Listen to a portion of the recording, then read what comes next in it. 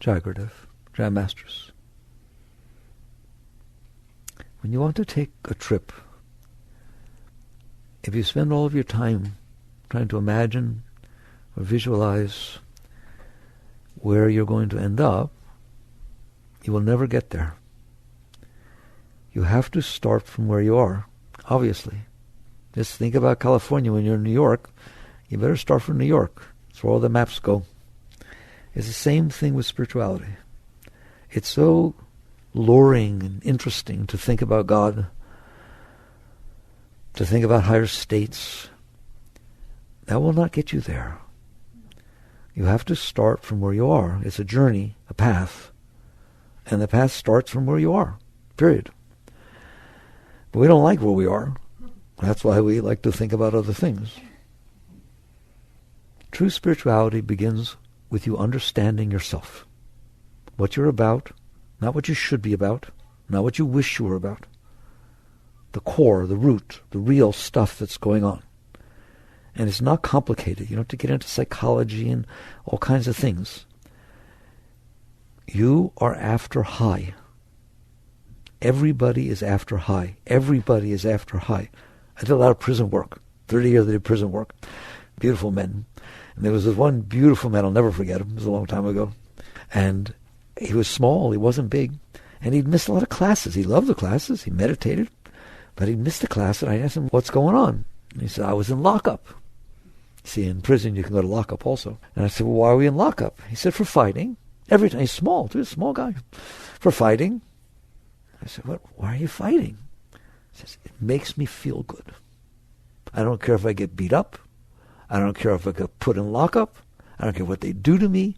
It makes me feel good. Do you want to know what? That's why you do everything you do. Do you understand that? Because it makes you feel good. That's how you've decided what you want to do, where you want to go, who you want to go out with, who you want to marry. The person that makes you feel good, the person that doesn't make you feel good. You want to have children?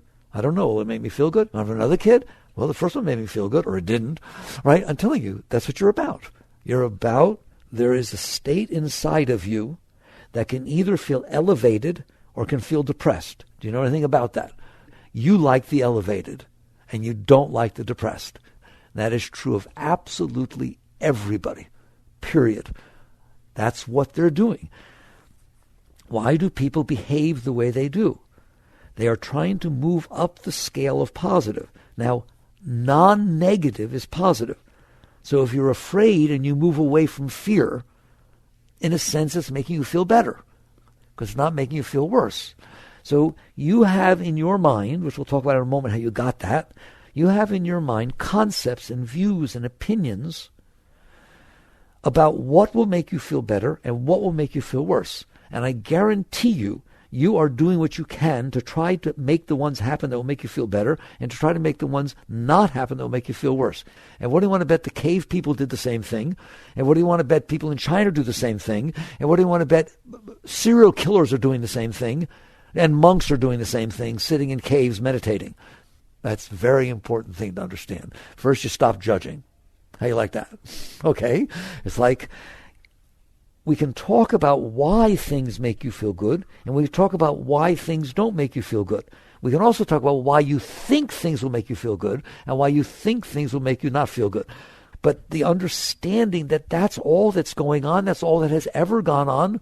I don't care if you're the lowliest of despicable characters or the most holy, highest thing that could possibly be. You're all doing the same thing.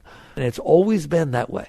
So that's the starting position of understanding, yeah, that's what makes me tick. That's what I'm about. That's what it is. If I'm an extreme religious person and I don't do the things that I think will make me feel good now because I want to go to heaven, you're trying to feel good. I mean, one is they give you 5 minutes, the other's eternity. Come on, man. Okay? You are just constantly, every single time, in your own way, trying to pick what will make you feel good and trying to pick what will not make you feel good, and then you're trying to make it happen. And it's not good enough to think, oh, if I got this house and the marriage and nice children, that would make me feel good. And what good does that do? So you go out there and you try to make it happen. And every single person is doing that. Now, to talk about it, they say, why is the world a mess?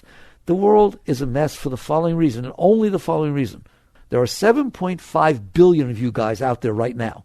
Every single one is doing what I just said. And every single one thinks that what needs to happen is different to make them feel good and what better not happen to make them feel bad. Nobody agrees with you. There's no way that any two people want the same thing and don't want the same thing. Oh, in big pieces maybe, but not actually. Why?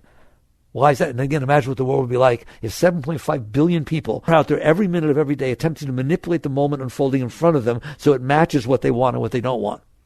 And would none of us agree. That could make a mess, couldn't it? There may be some wars, maybe some trouble. That's what's going on out there, is it not? So now you come down to, okay, that's what's going on. How did you decide what is going to get you high and what is going to get you low? Is that a reasonable question? This, by the way, is spirituality, not talking about God. Because you can't go to God if you're stuck where you are. You can't go to California if you're really stuck in New York. You got to be able to leave where you are. How did you get the notion of what it is you want to happen and what you don't want to happen? What it is you think will get you high and what it is you think will make you depressed? It is not genetic. It is learned. It is completely learned. And you do it every moment of your life. How did you learn? Did you read it in a book? Not really. You learned it through the experiences that you've had. You're not stupid. This person walked up to you. He or she was kind of cute. You're a little interested. Why? What do you mean cute? What you think is cute, that person's freaked out by. You like bikers. Heavy, good, all kinds of stuff going on there. Right? You freak out at them, right? So you can't tell me a biker turns you on or a biker turns you off. You had experiences in your past. You know, you were a little bit of a rebel in high school and you didn't tell your parents, but your boyfriend had a bike, you know, and you never, blah, blah, blah, blah. Who the heck knows? Your sister got into that and she got killed on the bike. You love bikes, you hate bikes. It is learned. It's learned experiences. You've had experiences. The experience itself, an experience, God, this is so important. An experience has a vibration.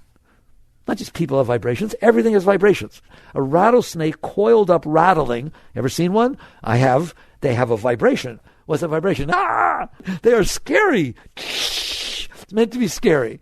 Butterflies that come and fly around you and land on you, that's not the same as a rattlesnake landing on you. The Buddhists say everything has its nature. Everything has its nature. The nature is the vibration that is emanating off the experience. That's real. You're not doing that. You didn't decide the rattlesnake was scary. The rattlesnake is scary. You didn't decide the butterfly's beautiful and has a nice vibe. It does. Nothing wrong with that. That's what's called yin and yang. Everything in the universe is different and it all has its vibration. It's from alpha to omega, yin to yang. It all expresses different vibrations of creation. What's wrong with that? Nothing. Right? It's beautiful. The problem is this.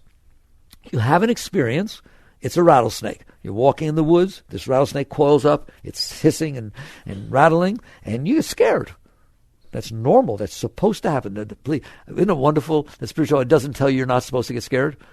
It does not tell you you're not supposed to get scared. You're supposed to get scared. That thing is saying, get scared. You better. Don't pick it up. All right?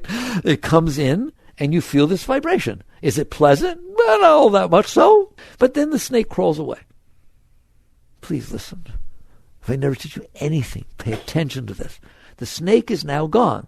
Is the snake scary when he's not there? How could the snake be scary when he's not there? He's not there.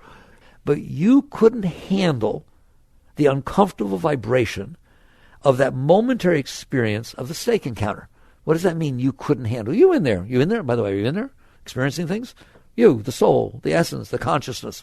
You're in there. This experience came in there. It went away, but it didn't go away inside, did it? Why? It's gone away outside? I don't understand. I really don't. I don't understand that if it's not happening outside, how can it be happening inside? That's crazy. The reason is because you resisted it. You pushed it away with your will. You have a power. The power of the soul is will. So you concentrate it. You didn't concentrate on the snake. You concentrated on the vibration left by the snake, the experience itself.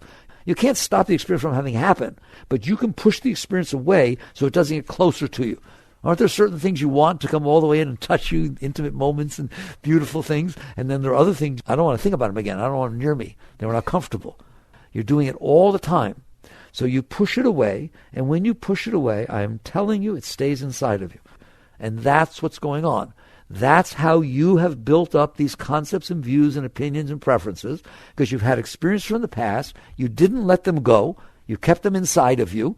Otherwise, yeah, I saw a rattlesnake. It was really far out. It rattled. Are you afraid to walk in the woods? No, I know about them now. I know what they look like, what they sound like, and what they look like, and I know to be careful when stepping. Would you want to go hiking with someone who's never, ever seen a snake, ever in their life, or someone who's seen plenty of them, knows how to deal with them? You're an experiencer of snakes. There's nothing wrong with that. Doesn't mean you have to love them and pick them up and take them home. But you do have to accept and honor and respect the experience that you had. And I'm telling you, you're not capable of doing that. And I'm telling you, that's the evolution of your soul. We'll get there in a second. You've heard that. It's an evolved soul.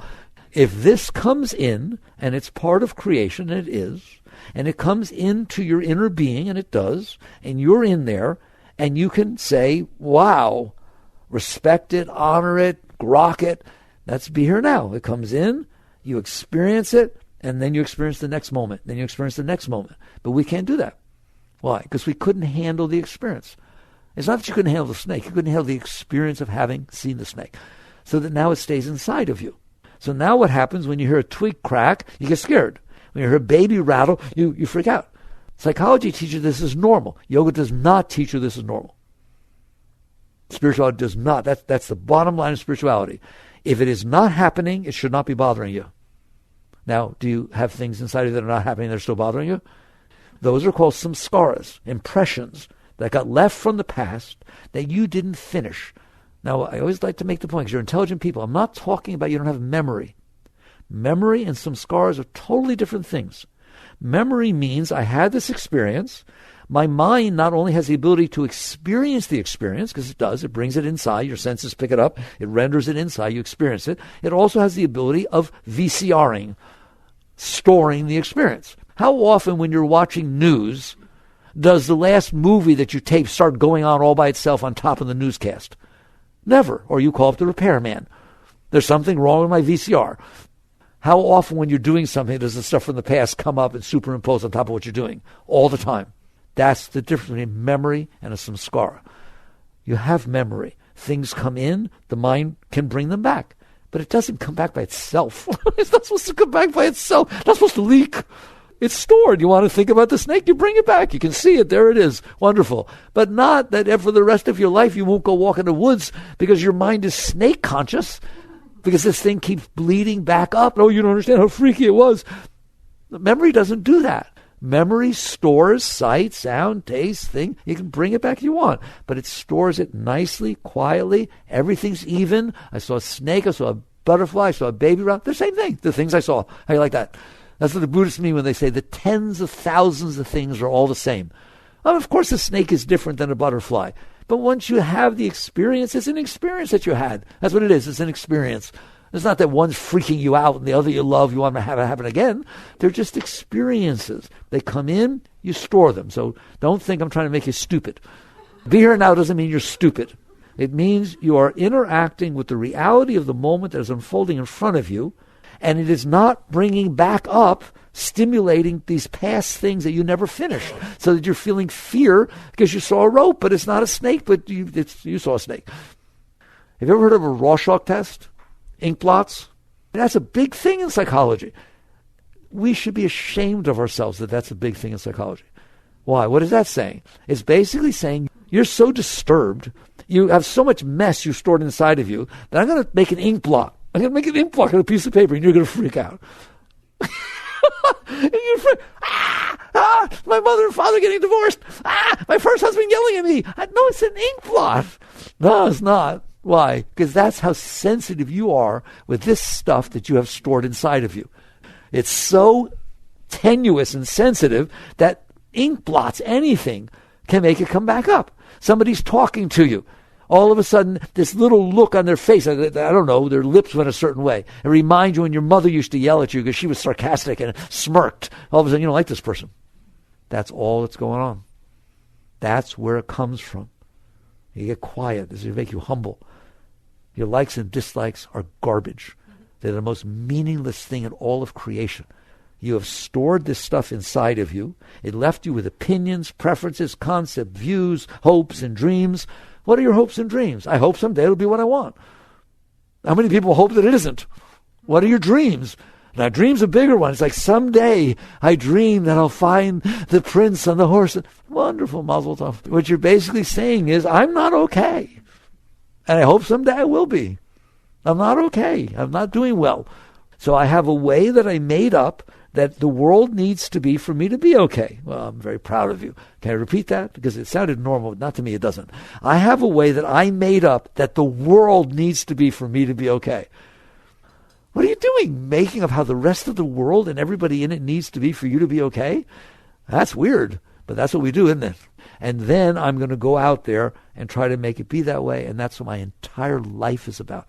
And I don't care what you picked, whether it's socially acceptable or not socially acceptable. It's all the same stuff.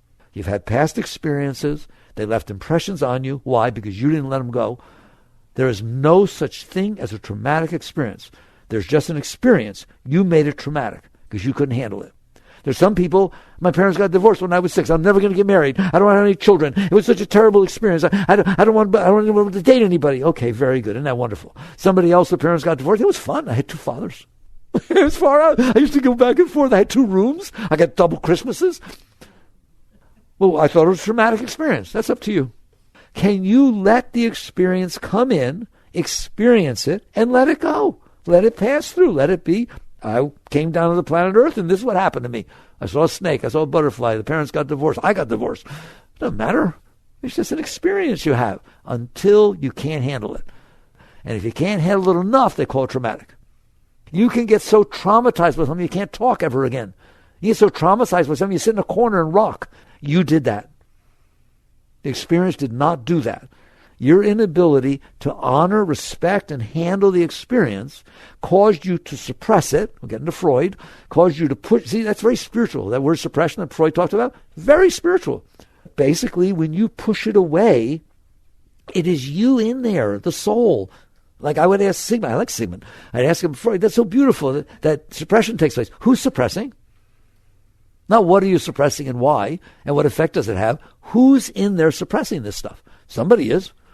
That's the soul. That's you. That's your consciousness, your awareness of being. You push it away, it gets stored inside of you. Because it's stored inside of you, it determines how you think, what you like, what you don't like. Anything gets near that thing. Somebody mentions the name of the person you got divorced from 5 years ago, and you get all nervous.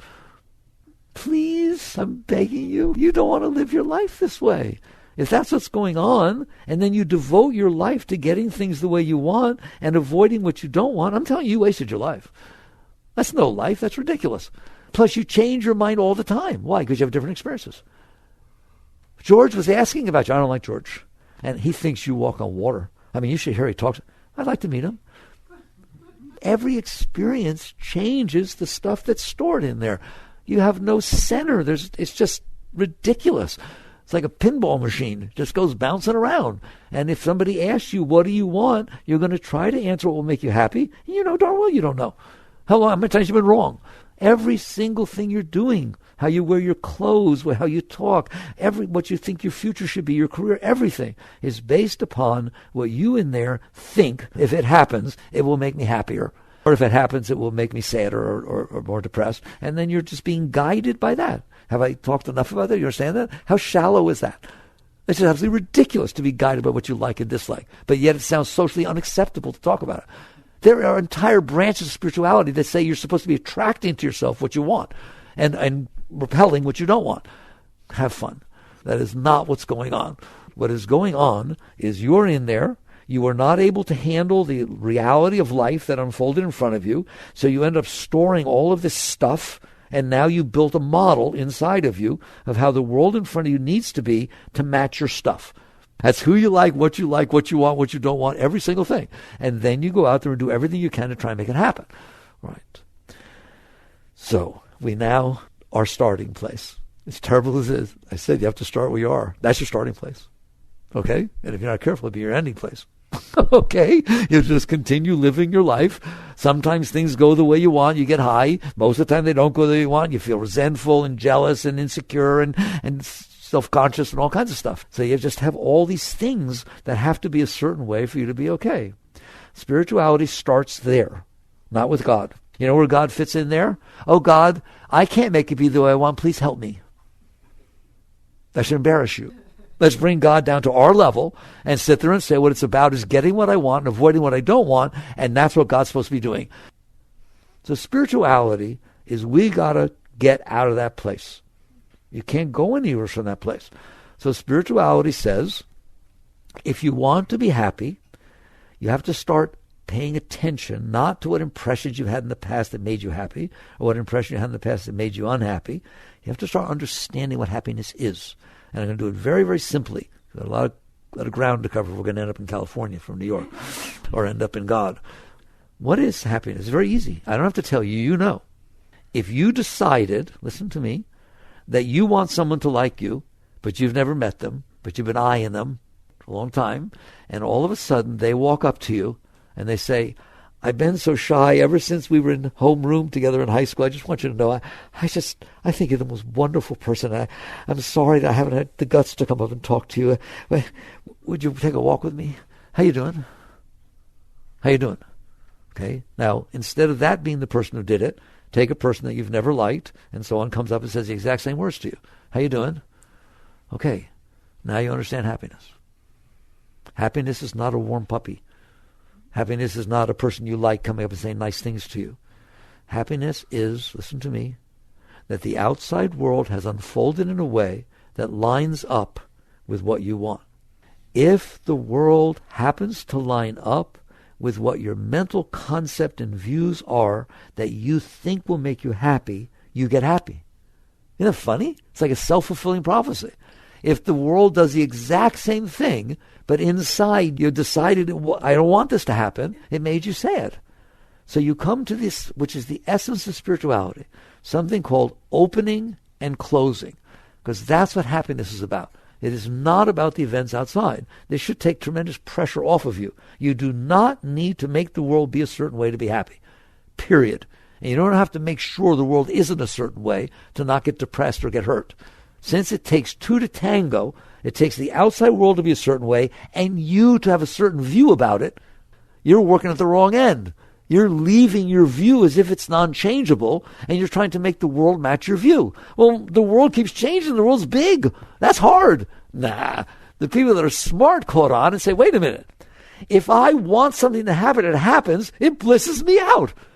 If I decided if I won the lottery, 7 million, nowadays it's 7 billion, if I won the lottery and more millions and millions of dollars, I'd be the happiest person that ever lived. Now you start looking at your numbers, you start getting all freaked out, right?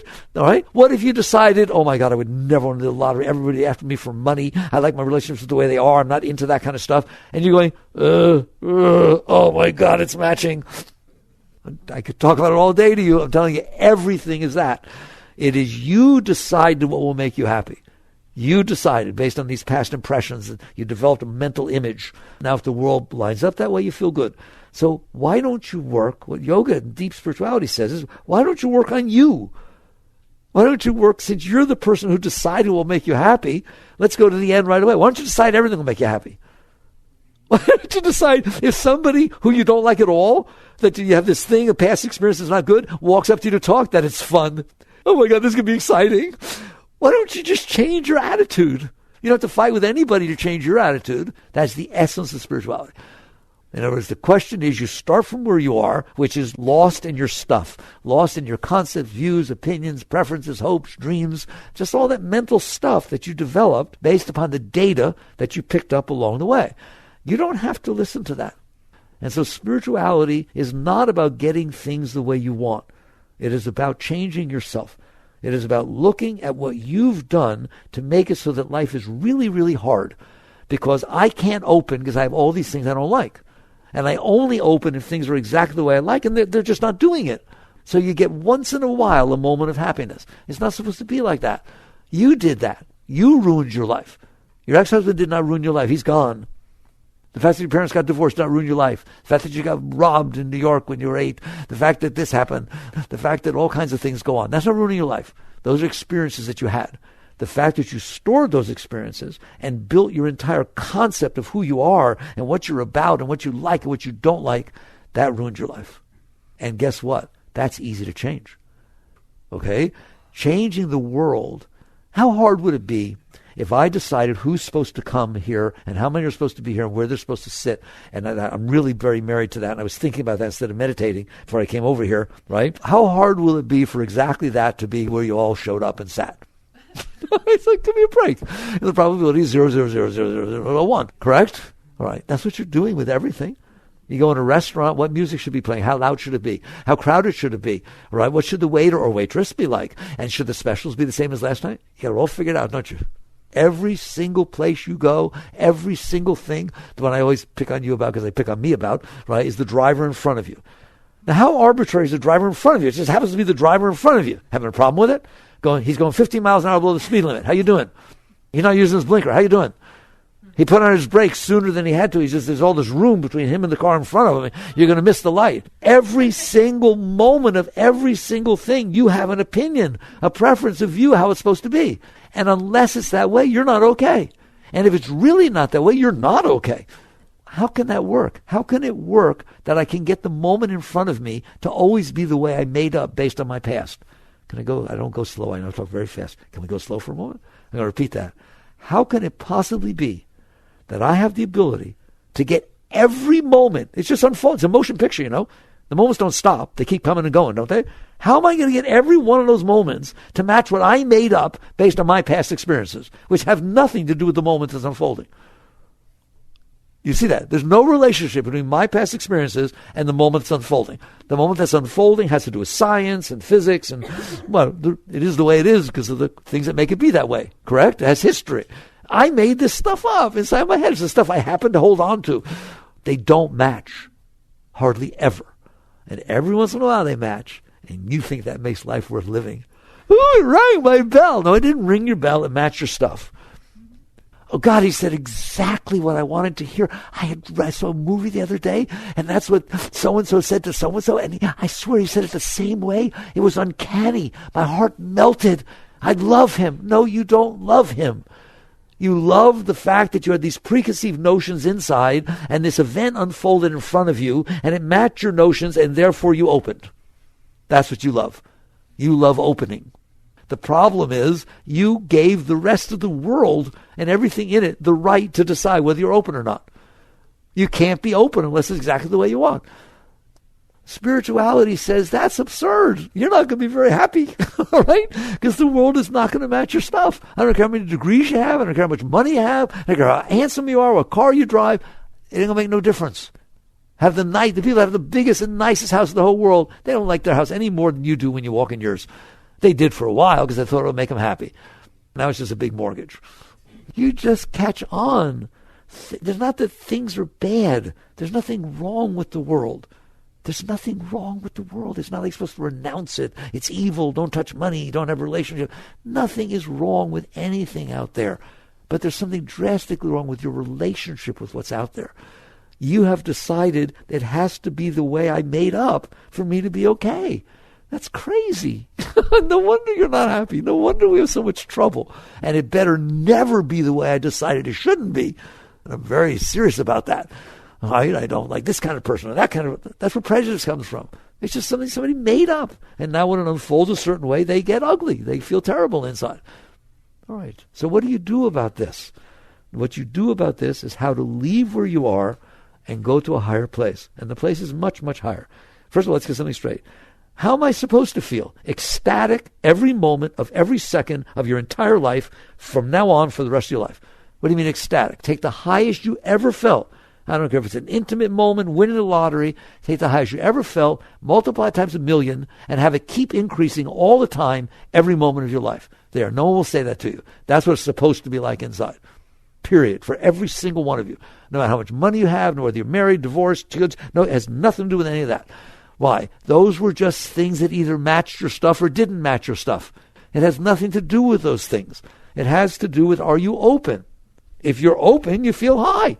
The problem is you set up switches, conditions, that only if this happens will I open. Well, maybe you better work with that. So you start saying, I want to be more open. That's what a spiritual person says. I want to learn to be more open instead of, I want to learn how to make everybody else be the way I want. I wonder which one's easier.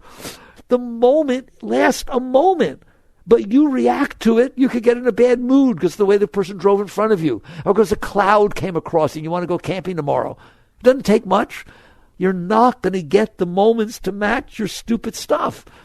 But you can learn to be more open. And that's what spirituality is about. Now we're going to learn to leave where we are. Have I made it clear to you where you're stuck? Right? You're stuck thinking, I need to get things the way I want, and I need to avoid what I don't want. That's desires and fears.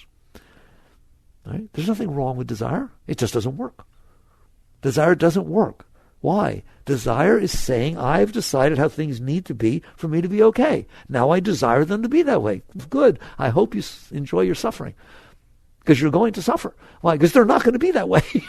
Right? And you start settling with less of a life. So spirituality, notice so far, it's not for or against anything. It's about getting wise. And you sit there and realize, as long as I am devoting myself to this model that I built inside of what I like and what I don't like and how it's supposed to be and how it's not supposed to be, ain't nothing going to happen. I have to be willing to change how I interact with myself and with life. So how do you do that? In the simplest way, you start off with saying, when I like things, I get happy. Why don't I learn to like things? I swear to God, that's just the most simplest spiritual path that exists. Why don't I learn to like things? I don't like people that are too tall. Why? Why don't I like people who are too tall? Because people picked on me because I was short. Oh my God, that's old junk. Why are you doing that? I don't want to be like that. Okay, so start telling yourself you like tall people. So a positive thinking. Just telling yourself I like tall people. It's all too wow, look how tall. Just like tall people. Just tell yourself you like tall people. Why? You told yourself you don't. That is something you decided in your head. I don't like tall people. I don't like short people. I don't like, this religious people. I just decide. They're just people. What are you doing? You, at some point, decided this stuff. And now it's real to you for the thing I spent all this time teaching you. You set up the conditions that will open you and that will close you. Your mind does that. All right? But you say, no, I feel it in my heart. You can't be that shallow, can you? I'll tell you right now, just decide something in your mind and have it happen, your heart opens. Decide something you don't like and have it start to happen, or even think that it might happen, your heart closes. Yes or no? Those two, it's a conspiracy. They're in cahoots with each other. The lower heart, the human heart, is completely aligned with the mind. They're aligned with each other. If your heart starts to hurt, you don't know why, your mind starts, I wonder what happened. It starts to try to figure it out. Maybe what Sally did. Maybe it was this. I don't know. It's adorable. The two are just completely in conspiracy with each other. The human heart and the human mind. Why? Because when you open, energy flows. That's what it boils down to. You've opened the blinds, light comes in, energy flows because you're open. When you close, the energy doesn't flow. When the heart is open, you know how you feel. When the heart is closed, you know how you feel. It's exactly the same with the mind. But it's the mind that's determining that. You've decided, I don't want this to happen. I guarantee you, it's going to close you if it happens. You decide, I want this to happen. I guarantee it'll open you. All right, we've been through that. So you start working with yourself. Lowest but perfectly reasonable method, the starting place of leaving New York, is you just sit there and start to work with yourself in terms of these concepts and views and opinions and preferences that you have. I don't care if your heart agrees with your mind, right? I just don't like it. I've never liked it. Oh, that one I like the most. I've been like this way ever since I was little. And somehow you think that has meaning. In other words, you're going to let a 3-year-old kid determine how you behave now. I've just felt this way ever since I was little. That is so irrelevant. And so you start changing how you think. You start being, and change more positive. Why? If my mind wants something and it happens, I feel good. I open. There. Well, if you want to be open, I started by telling you you're all about juice. You're all about being high. Now you understand why you get high and why you don't get high. Well, do something about it. I have been trying to make everybody else be the way I want. Yeah, well, that way it doesn't work very well, does it? So instead, change yourself. Just work with yourself. Do it all the time. If you're, and I mean all the time, use I want every moment of your life. As much as you put into getting what you want, avoiding what you don't want, I want you to change your attitude, to change yourself. That's what I'm doing. So you're driving behind somebody, they're going 50 miles an hour over the speed limit. It starts. What does? The habitual pattern of like and not like. Doesn't it? Okay. Change it. You have the ability. Do you understand? Right now, I know I have to prove it to you. Right now, I want every one of you inside your head to make your thoughts say hello, hello, hello over and over again. Did it do it? Yes or no? Okay. Well, you have the ability to make your thoughts be what you want. When you're not doing that, and you're not using your thoughts willfully, they are just the release. Listen to me. People say to me, why is my mind so crazy? Because you stored all this stuff inside, most of what you don't like, and it is trying to come out. It's trying to release. And one of the way it releases is through your mind. And so all these negative thoughts, all these not likes, all these insecurities, all that stuff keep leaking up into the mind. That's what the mind will do by default. Not that God gave you a mind like that. You made it be like that by storing all this stuff in there. So instead, you start to use positive thinking to put on top of that, 15 miles over the speed limit, I guess I'm going to be late. That'll be fun. All right? Might as well enjoy it. They say, smell the flowers, right? This is neat. I'll do some mantra. I'll do whatever it is. Just make it positive. Why? Because the alternative is that it's negative. There's no other reason. It doesn't have to be logical. You have a choice every moment. Enjoy it or don't. You don't have a choice what's going to happen. But you have a choice how you interact with it, don't you? You're the one who's responding. When you enjoy it, you're open. Your girlfriend or boyfriend. Okay, let's get heavy. Your girlfriend or boyfriend said to you in the morning, excuse me, dear, I've been having some trouble. I want to have a serious talk tonight when you come home. You can sit there and bother yourself all day about it. You can. It will. If you leave it alone, it'll ruin your day. And by the time you come home at night, you'll be yelling, why'd you say that to me? You will have thought of everything they would have said and answered defensively how you're going to answer them so you're wrong. I didn't do that. You did that. It's just amazing. Yes or no? Instead, why can't you during the day sit there and say, wow, this is great. I'm going to find out what's been bothering her. I can't wait to find out. This is beautiful. Now I want to make sure I stay calm and I listen. It's an important time to listen because I love her and I want to find out what it is. This is great. You can do that. Who says you can't do that? Some work. Because the rest of the stuff is, every bad relationship you ever had, every time you ever got hurt's coming back up, isn't it? That whole day. Use your will. Instead of using your will to push away what you don't like, use your will to change your attitude about things. It works. That's a beginning technique, positive thinking. It's not the end, but if you can't do it, you're not going to do the rest. So you just decide, I want to be happy. And if I close, I'm not happy. If I open, I'm happy. I want to be open. I want to learn to open. Talk your way into it. Work your way into it. And what's amazing is the mind will change. It will change. It can learn. It learns all kinds of things. So you keep working with it. And then the heart changes. And all of a sudden, you are excited to hear what she's got to say. You used to freak out.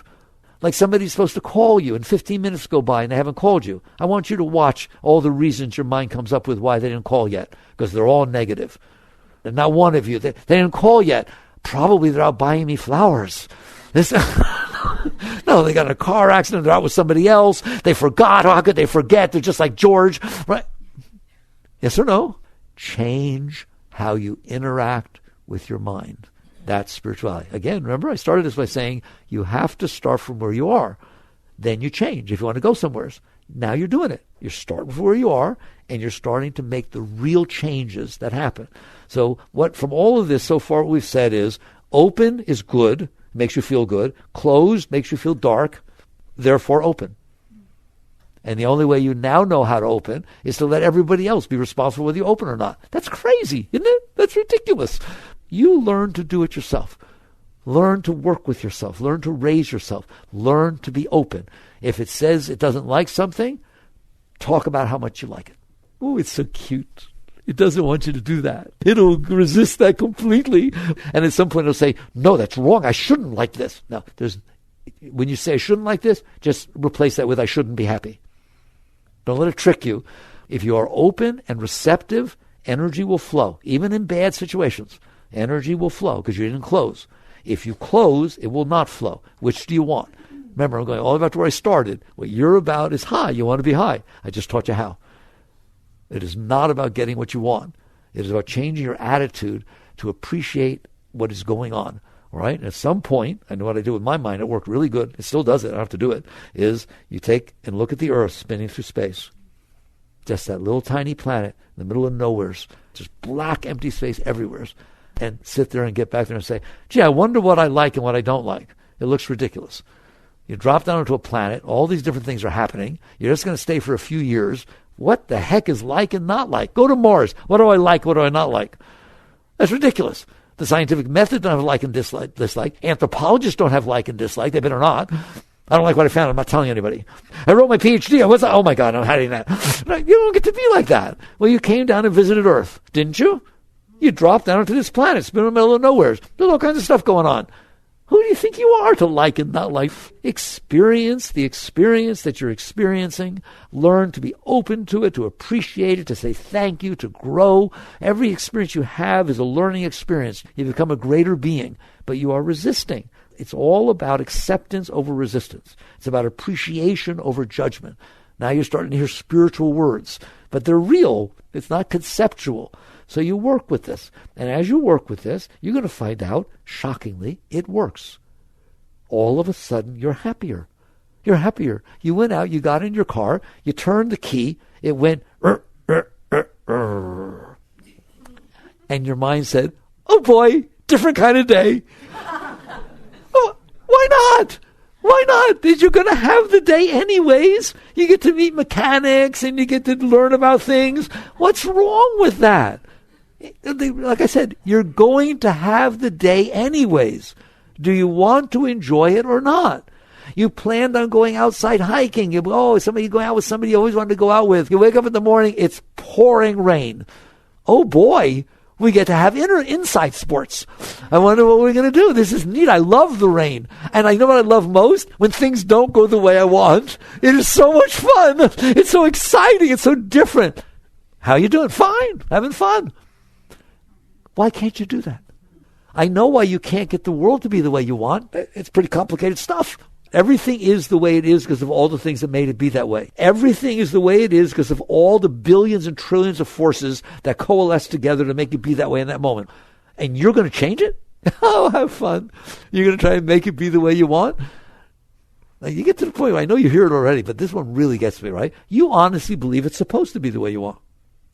When it's not, you say it's wrong. We're pretty weird people, aren't we? I thought it was supposed to be the way it is. I thought, not my will, but thy will. I think you got that backwards. Not reality, but my preference. You're going to lose. That's why there's so much stress, so much anxiety, so many problems, because you're sitting there fighting reality. So you start by sitting here saying, I'm going to work with myself to at least start appreciating, honoring, respecting what is going on. Because I'm honored to be here. I've dropped down on the planet Earth. I get to see what's going on. You don't see much, There's a lot going on everywhere you're not, all right? But you at least see the part you're seeing, and you should love it. Not even accept it. Acceptance is not good enough. You should love it. You should sit there and say, wow, awesome that I got to experience this. This is my life. I have these moments in life, and this is one of them. That's all. It's my life. My life's made up of the moments I experienced, isn't it? Who were you to decide you didn't like that one? So you start practicing this. You practice it, and it works. Of course it works. Don't expect it to work all at once. You didn't look how hard you work to get what you want for a moment. You just work with this, and all of a sudden, you like the weather, and you like the cold because you get to bundle up, and you like the heat because you get to take things off. All right, it's all fun. It's fun. Do it. Work with it. Now you start to get higher. Why? Because you're not closing. Openness means open to the energy flow. The same energy flow spiritually, Shakti, Chi, spirit, call it whatever you want. If you are open, the energy flows. The energy is always in there. Just like the sun is always shining, you're the one who turns away from it. There's no day or night. The sun just sits out there shining for 5 billion years, exactly the same. It doesn't change at all. You're the one who's putting obstacles in the way and clouds and turning away from it. The energy is always there, always. How much energy? I told you. Take the highest you've ever experienced, multiply times 1,000,000, and have it continuously increasing every moment of your life. That's how much energy there is. Period. For every single one of you. I don't care. If you're so depressed, it just means you're so closed. It doesn't mean you don't have the energy. It means you put blinds that are really, really thick in front of the sun. You're doing all of this. You have no dependence on anything outside of you. You're whole and complete within yourself. You do not need anything. You're not a social animal. You don't have physiological needs. The body does. You're not the body. The psyche does. You're not the psyche. You are whole and complete within yourself. You do not need anything or anyone. Doesn't mean you don't interact with it. That's a different story. We'll get there in a second. Go for the gold, which is the juice itself. So basically, the more you're open, the more juice you feel. The more your juice is conditional, the more you have needs and dependencies and fears and anxieties. So you work little by little to open yourself. When the energy starts flowing, and it will, you'll start getting higher about tiny little things. You'll feel the energy inside.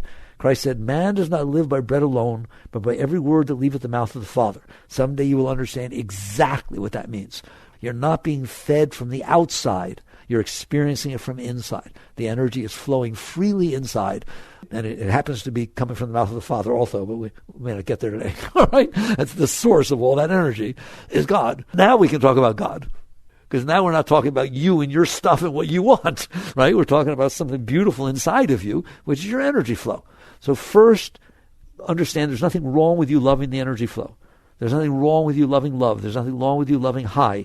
The question is, do you understand how to get it? Do you understand that the only reason you're not feeling it all the time is because you close? And if you learn to not close, you will always feel it all the time, period, all the time. So it starts to flow, you get more strength. This is called the upward spiral. Because you're feeling more strength and you're feeling more independent, and you're feeling more whole, it's easier to accept the things that are happening outside because they don't affect your energy flow so much. What do you care? You went on a date with somebody. You had a fun time. Who cares if they call back or not? I had a fun time. It was nice. If they call back, maybe I'll go out again. Maybe I won't. Doesn't matter. Because I'm not thinking that's what's going to determine whether I'm happy. I'm already happy. So the more you're feeling the juice naturally, the less you are dependent upon things outside. And then a really weird thing happens. Everybody starts to like you. When you wanted them to like you, then you have to figure out how to act and what are they, right? Come on, tell me what to wear and what not to say. And oh my God, you have to try and manipulate people, places, and things to be okay. When you are independently okay, you're giving off juice, man. I mean, you got energy. You're happy. They love it. Everybody, you got to fight them off with a stick. So you start going up. Now we're raising ourselves. And the energy starts to go up. And you think that's high. That's nothing. Nothing. All you did was non-negative at this point. You stopped limiting yourself. And then as you do it more and more about everything. If you're working at your job and you love your job and you get fired, good. You get to try another one. But I can't find a job. Enjoy interviewing. Enjoy your life. But I have to downsize. Enjoy downsizing. Ha ha, you won't smile so much now, will you? I'm going to enjoy your life. Enjoy what is unfolding. By all means, do your best to interact with life. You won't have a choice. You're filled with joy. You're filled with love. Life brings something before you. You do your best to interact with it, to raise it, to help it, to serve it, to play with it, call it whatever you want, but not to need it. There's no need, period. There are no needs. You need nothing. You're whole and complete within yourself. The more you feel the energy, the more you can enjoy life. Now you tell me who's going to get the raise. The person who complains about sweeping the floor, the person who comes every single day enthused as could possibly be and does the absolute best that they can to sweep. Guess what? I've run a company. I'm hiring that guy. And you just be like that because that's how you are. And everything will rise up. And then because things are unfolding in a way that matches, since you're so open, it gets higher and higher. And eventually it gets so high that the energy never stops flowing. No matter where you are, no matter what's happening, there's this constant upward flow from the bottom up to the top, the third eye, top of your head's pouring out energy all the time, no matter what anybody says to you, no matter what it looks like, no matter whether it's cloudy or sunny, it doesn't make any difference. That you've woken up, that energy has woken, it's called the Shakti, all right? The energy has woken up, it's flowing up inside of you, and you will never have a bad day, ever. Some days are higher than others, but you will never have a bad day. You will never need anything. You will never need anyone. Well, then what about relationships? You're completely filled with love. Love loves to express itself. So you share the love. You share it. You don't need anything. The person doesn't need to be a certain way. You're not judging them. If they want to stand in the love, it's free. It's beautiful. Yes, love loves to express, doesn't it? Well, you're now love. You're made of love. So it expresses itself as work, it expresses itself when it talks, it expresses itself in relationships, everything. But it doesn't need anything. That's who you are. You're a very great being, right? Don't settle. Humanness. What is humanness? Blocked God. That's what humanness is.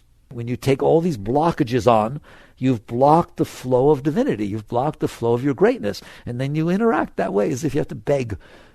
Bubba used to hit the microphone and say, don't be a beggar. All right? You understand that? So that is what it means to start from where you are and go. And we haven't even talked about high yet. That's high compared to where we are. At some point, the energy flows so strongly inside that you can't keep your consciousness from melting into it. It pulls in, just like when you have the intimate moment. Really, you love somebody and you're hugging and it's just so beautiful. You can melt. You can lose yourself, can't you? You don't open your eyes and stare during those moments. You close your eyes and you're pulled inside. That's when the Shakti is flowing strong enough, when the Spirit is flowing strong upward, it pulls you into it. And I was going to say it's more beautiful than the other experiences. Those other experiences are that flow, but they only last a moment. But you're touching the flow of Spirit. When you look at a beautiful sunset, when you're in somebody's arms that you love, it's all the same thing. You're just so open that you let go of your blockages. And so now the energy can flow. Well, imagine if it's flowing there are no blockages, or not enough to stop it at all, and you're not willing to come back down, period. You would never trade that flow for anything. It's not renunciation. There's no renunciation. If you're sitting there eating stuff that makes you sick, and somebody gave you stuff that's really healthy and good for you, you're not renouncing the stuff that made you sick. You're sitting there being wise, and this energy is so beautiful. In the Old Testament, I used to be my favorite line when I was a kid growing up. I wasn't religious, but I liked that line. It said, "Thou shalt love the Lord thy God with all thy heart, with all thy soul, with all thy mind." Right? Guess what? You do. It's not thou shalt. You do. Because that flow is God. That flow is the flow of Spirit. And that is what you want anyways. That's why you love your husband. That's why you love everything. Is because it's causing this energy to flow. Now just go into the energy itself. And when it flows strong enough, it keeps pulling you into it all day. While you're driving, careful. It's driving under Shakti, all right? But you learn to handle it. You learn to handle it. And you'll feel that flow all the time.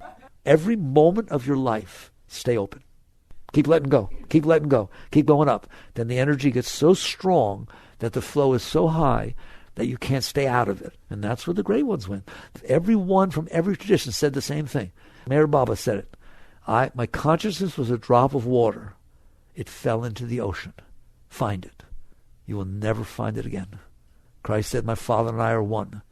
All the great rabbis, the Kabbalah teaches that. The great mystical Christianity, the yoga, it's all the same thing. The word yoga means union, that you let go enough to where it pulls you back, and then there's no you. There's just the universe. There's just the oneness. The Lord is one. Well, so are you. So this is a spiritual path. I started from where you are. I was true to what I said. I started from where you are and ended in God. That's how you get to know God. That's how you you can know God. You can know God, not just know about it. You become one with it. So work on these things. Very good. Jai Gurudev.